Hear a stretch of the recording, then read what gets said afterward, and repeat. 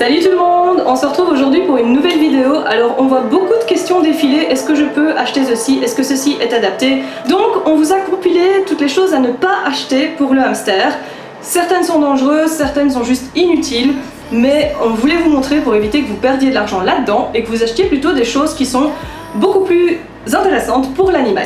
Alors, on y va. Première chose, la pierre à sel, ou la pierre à ranger, ou les blocs à ranger. Enfin bref, il pèse un peu sur le côté, oh ben je vais ajouter des vitamines à mon hamster, comme ça il sera vraiment bien. Alors, il faut savoir que ce soit des carences, donc des manques, ou des excès, c'est toujours mauvais. Il faut que ce soit nous ou les animaux, on ait les vitamines qu'il nous faut, mais surtout pas d'excès, c'est tout aussi mauvais que les carences. Donc ça veut dire que cette pierre, si vous donnez une alimentation qui est adaptée, vous allez fournir trop de vitamines et surtout trop de minéraux à l'animal. Alors les vitamines c'est pas encore trop grave, par contre les minéraux ça veut dire que les reins vont travailler énormément et ça peut causer des soucis. Donc c'est vraiment pas utile, en plus ces pierres sont souvent très dures. Alors le hamster est un rongeur mais il ne ronge pas la pierre dans la nature, donc c'est vraiment contre nature, c'est des choses qui sont trop dures pour ses dents, il peut se casser les dents, on a vu des hamsters qui se cassaient les dents sur ce genre de pierre. Donc c'est inutile et ça peut se révéler dangereux, c'est vraiment un achat à proscrire. Deuxième chose, ce sont les barres de céréales, donc les barres à ronger. Vous avez un espèce de bâton qui est en fait trempé dans du miel ou du glucose et puis qui est trempé dans des graines. Et en fait l'animal, soi-disant, ça l'occupe parce que du coup il va chercher les graines sur la barre et il s'occupe et il ne ronge pas ses barreaux. Alors évidemment le hamster ne ronge ses barreaux que s'il s'embête, vous ne devez pas l'occuper s'il ne s'embête pas. Donc d'une part les barres sont totalement inutiles dans un environnement qui est adapté. Deuxièmement, tout ce qu'ils mettent pour tenir les graines ensemble, c'est des choses qui sont vraiment très peu recommandées. Donc ils utilisent du miel, le hamster ne mange pas de miel dans la nature, c'est quelque chose qui est sucré et en particulier pour les hybrides, donc les Russes d'animalerie et pour les Campbell, même pour les hamsters syriens, les Roborovski, etc. Une quantité de miel et donc de sucre qui est trop importante par rapport à son mélange de base, c'est vraiment pas l'idéal. J'ai vu des compositions où ils mettaient carrément du glucose à la place. Oui, du sucre quoi, du sucre liquide à la place du miel, oui, pourquoi pas. Généralement il y a des conservateurs, il y a des additifs, des choses qui sont appétantes mais qui sont pas généralement bonnes pour l'animal. Donc ça, vous supprimez. Si vous voulez lui faire plaisir, vous lui mettez simplement des friandises naturelles à disposition. Vous pouvez aussi lui mettre des branches, par exemple des branches d'arbres fruitiers. Vous pouvez lui mettre ça à ronger dans sa cage si ce qui vous inquiète c'est le fait qu'il n'ait rien à ronger. En général les hamsters s'en désintéressent totalement, autant vous le dire. En troisième lieu on a la boule d'exercice. Donc la boule d'exercice on en a parlé encore récemment, je vais pas vous en reparler à fond. Mais sachez que c'est l'achat le plus dangereux que vous puissiez faire pour le hamster. C'est vraiment pas quelque chose de bien. Je vais vous mettre le lien de la vidéo dans laquelle j'en parle, comme ça vous avez un lien direct. Mais pas de boule d'exercice. J'ai vu, et on voit de plus en plus, des laisses avec des harnais pour hamsters. Je ne sais pas qui invente ça, mais clairement pas des gens qui ont des hamsters. Ça c'est sûr. Alors c'est dangereux, c'est totalement contre nature.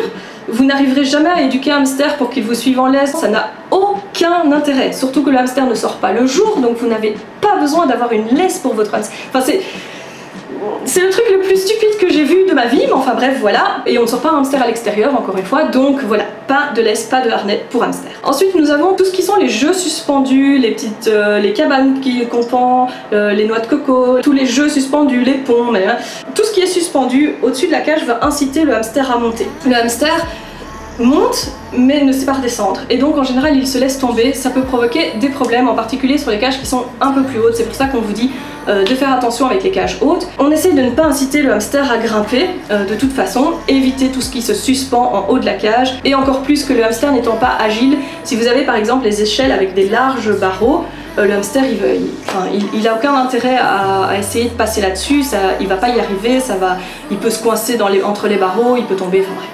Non, non. On évite tout ce qui est suspendu. Ensuite, en parlant de tout ce qui est suspendu, du coup on pense aux hamacs et aux doudous qu'on met facilement dans les cages, par exemple des rats et des souris. Alors on va éviter avec le hamster simplement parce que on en a déjà parlé aussi, la matière des hamacs et des doudous va être faite en coton, en fil, en laine, en polaire, etc. Et c'est des choses que le hamster va ronger. Le hamster range en général tout ce qu'il a à sa portée. Le hamster va ranger le doudou, éventuellement on va pouvoir mettre la matière dans ses abat-jour. Ça peut se prendre, ça peut faire des nœuds dans les abat-jour. Je ne vous dis pas pour repérer une abat-jour de hamster ce que vous allez débourser. S'il ingère par exemple du coton ou du polaire ou pire encore la ouate qu'on met à l'intérieur pour rembourrer, s'il ingère ça il peut faire des occlusions intestinales. Les occlusions intestinales, je ne suis pas sûre d'avoir déjà vu un hamster qui s'en soit sorti.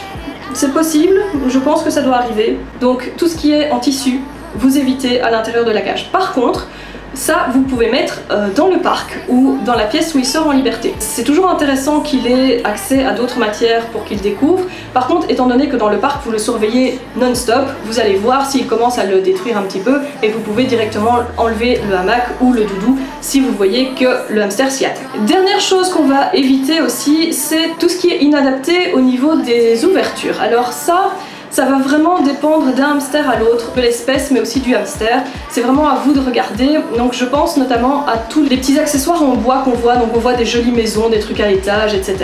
C'est très mignon. Dans la cage ça n'a pas forcément toujours un intérêt, mais enfin c'est quand même joli. Mais que ce soit pour le parc ou pour la cage, faites attention aux ouvertures. Donc pas seulement l'ouverture d'entrée, mais comme vous voyez par exemple ici, vous avez des ouvertures de fenêtres entre guillemets. Et on a vu déjà certains hamsters qui essayaient de passer la tête, qui se retrouvaient coincés et puis qui mouraient asphyxiés dans ces trous-là. Donc faites vraiment attention à ce que vous prenez. Prenez toujours des ouvertures bien larges. On vous le dit avec les tuyaux, mais on vous le répète aussi avec ça. Toujours des ouvertures bien larges. Je peux pas vraiment vous montrer les modèles adaptés ou non. Par exemple pour un hamster syrien, la plupart de ces modèles-là sont inadaptés parce qu'ils sont beaucoup trop petits. Par contre pour des hamsters nains, certains sont adaptés. Et dernière chose, oui, il y a deux dernières choses parce que j'avais oublié cela.